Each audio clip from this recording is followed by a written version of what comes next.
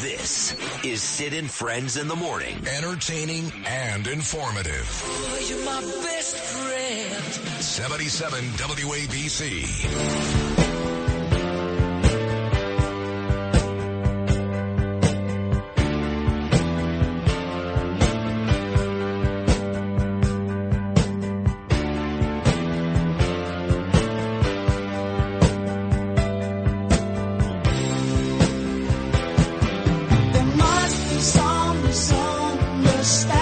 Well, there must be some kind of mistake. Great song here. Genesis, Phil Collins. Today, Mike Rutherford, who's a great member of this band, had his own band too. Mike and the Mechanics are celebrating his 74th birthday. So happy birthday to Mike. So I always say this, my next guest, the two best politicians in my lifetime here in New York. It's not even close. Rudy Giuliani and Peter King. And not necessarily in that order. Pete's amazing. So we saw Peter last night, Danielle and I, at this WABC party. And Pete had a very busy night. He just sent me two pictures. One, it's Pete, me, and Joe Piscopo at the engagement, Mazel Tov engagement, of John Jr. and Meg. The other one is another party he went to last night, and it's Pete, Bruce Blakeman, Lee Zeldin, and my friend Nancy Mace. Boy, you were a busy boy last night, Peter King. Sid, I'd say, first of all, John and Margo had a great party, and I wish all the best to John Jr. and Meg. But just to me, living in your world is a little so much for me. First of all, you're there. Everyone's looking at you with this crazy colored jacket you had on and telling me how lucky I am to be on the show with you. I listened to that. And but then I walk over to Bruce Blakeman and got me invited to the Harmony Club, a bunch of rich Jewish New Yorkers who support Trump. They were there. And as soon as I arrive, who do I run into but Leah, your friend? I love her. And she is heartbroken that you're not there. She's mad at me that you're not there. So that's number one. Then I go inside. Then I see Nancy Mace, another one that you're crazy about. And then in the midst of all that, I get a text on something totally different from your friend Melissa. So I just can't keep track of you and all your women. Oh, God. But I tell you, you're just too much. But thank God Danielle was there. She's the most beautiful woman in the room last night. Oh, thank Everyone you. says, what does she see in Sid Rosenberg? She's smart. She's beautiful. She has everything going for her. Listen, and then she is Sid. So. Listen, I say the same thing. I can't believe 32 years later that she made that commitment back in 1992. And believe me, I know how lucky I am. But thank you for saying that. And all those other women are lovely. Melissa's great. Nancy's great. Leah's great. But thank you for saying those nice things about Danielle. And, of course, she feels the same way about you and Rosemary and your beautiful family. So let's get to Iran because that was the big story yesterday. We know that it's their proxies, the Houthis, Hamas, and Hezbollah that's attacking Israel. They're responsible for other stuff around the world. They're far and away the biggest terrorist country, sponsored terrorist country in the world. And it looks like the only country that may hurt them is going to be Israel. Bibi, ain't going to be us. Ain't going to be us. What are your thoughts on what these countries, Israel, maybe us, do moving forward as a member, like you are, of Homeland Security with Iran? I think, first of all, Bibi Netanyahu has to keep doing what he's doing. I agree with you. I mean, we in the United States has taken so many steps backward in our dealings with Iran ever since Joe Biden came in. That has been, of all the failures of his administration, I think that has the worst consequences, worst potential consequences of all, what he's done with Iran, besides giving them, the billions of dollars, besides backing away, besides trying to put restraints on Netanyahu when he's trying to defend Israel. So to me, the person who's going to really stand up for Western democracy and Judeo-Christian civilization is Bibi Netanyahu, because Iran is the greatest threat to that. And what he's done, what Bibi Netanyahu has done over the past few weeks, the pages going off, the attacks on Hezbollah right in Beirut itself, I mean, all of those things, which I'm sure Joe Biden and the State Department were opposed to. He did that, and that has turned that whole war around. I mean, Israel is always going to win it, but I think it was becoming a war of attrition. By taking those dramatic steps, he has gone so far outside the box, so far what anyone was expecting. I don't think either Iran or Hezbollah, Hamas, the Houthis, any of them were expecting that. But he's got to keep it up. He can't be backing down. Iran is, once you give Iran any kind of leverage at all, they are going to just take advantage of it. So, no, he's got to keep the pressure on. And he has to do what's best for Israel because, quite frankly, in this situation, what's best for Israel is best for Western civilization. Couldn't agree more. The great Congressman Peter King let's move to this debate last night. I didn't see much of it. You couldn't have either because you were at two parties. I was only at one. And it went down, I guess, the way I thought. J.D. Vance, you knew was going to be better. And he was, maybe even significantly better. But a very genial debate. The two guys seemed to even like each other. They were saying nice things about each other. It never got nasty, not the animus we see with the Trump debate. And in the end, it meant nothing. Let's be honest. Not one more person is going to vote for Trump or one more person going to vote for Harris. But maybe one thing was proven last night. I talked about this earlier. Maybe after watching J.D. Vance last night, people come to the realization that he could be in that group with Youngkin and DeSantis and Haley as folks who can make it in 2028. But this election last night meant nothing. Zero. You know, actually, the event I was at with Bruce Blakeman was actually a debate-watching party. So I saw the first half of the debate on television. Then going back in the car, we listened to it on the radio. And there's no doubt that J.D. Vance won. Here's where it may have had a slight impact on the election. I mean, we're talking about states could be decided by a half a point to a point.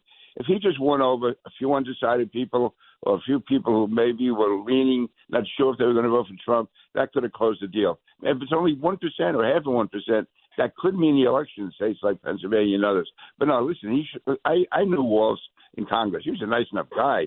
But nobody ever, if you would ask people, here's 435 members of Congress, who could end up running for national office?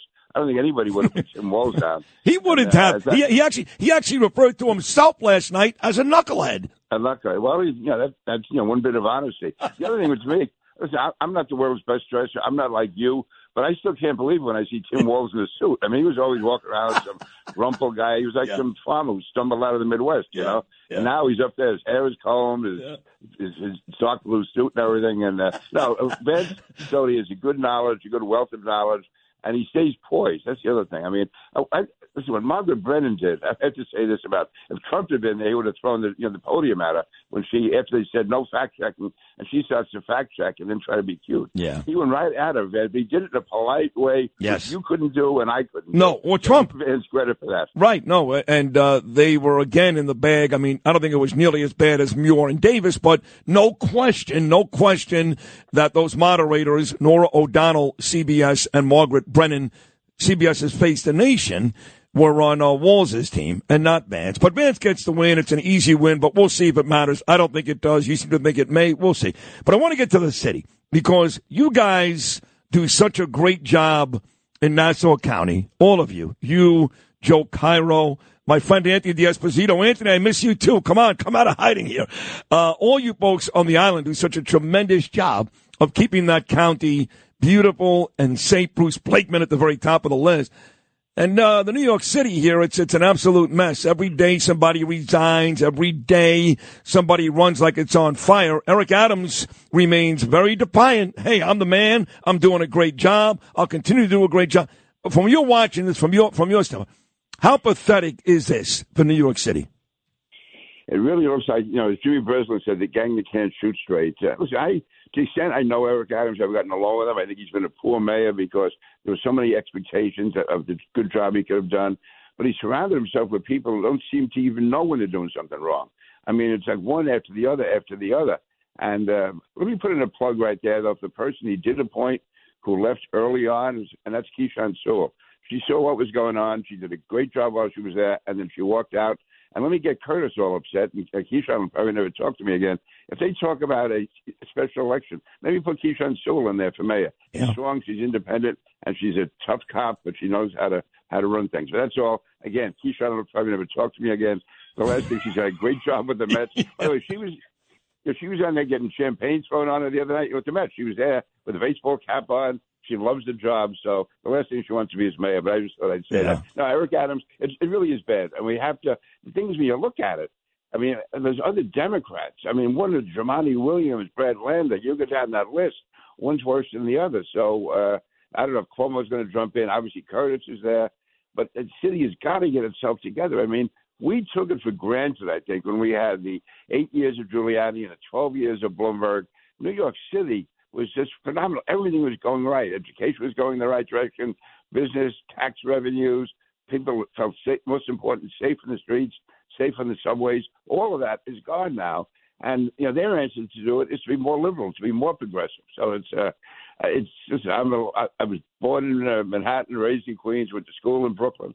My father was a cop for all those years in the city. But let me go off the target again. You mentioned Bono. I don't know if I tell you this. My son-in-law, my daughter's husband, lived in Dublin, and Bono worked in the post office in his neighborhood. Wow, how about that? Yeah. That's a pretty cool story.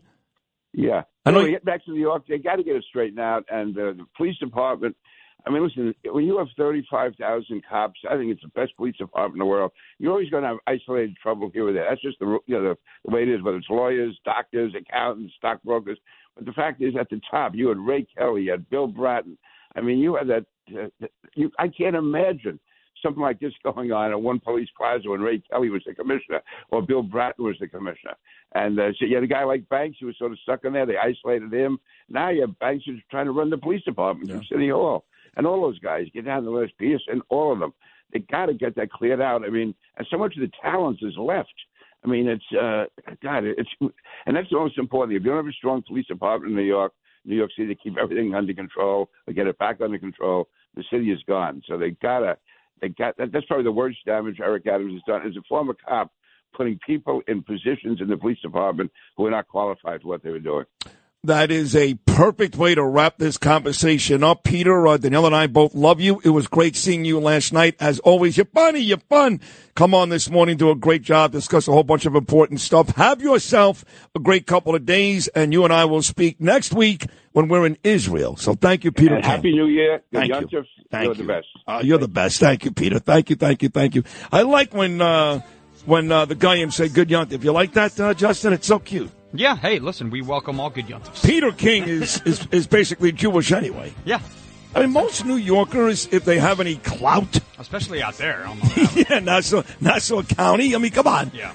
I mean, he's a proud Irishman, and we know St. Patrick's Day, he's always our guy, but everybody around him is Jewish. Mm-hmm. A couple of Italians, I guess. No, he knows the deal. He knows the deal. Janine Pirro here for Colonial Metals Group. Colonial Metals Group helps Americans protect their future with the most trusted store of wealth in human history, physical gold and silver. If you're retiring or retired, go to colonialmetalsgroup.com/Pirro for your free Janine Pirro Colonial Metals Group Retirement Protection Kit, or call 800-965-8004. 800-965-8004 now to receive a free home safe and up to $7,500 in free silver.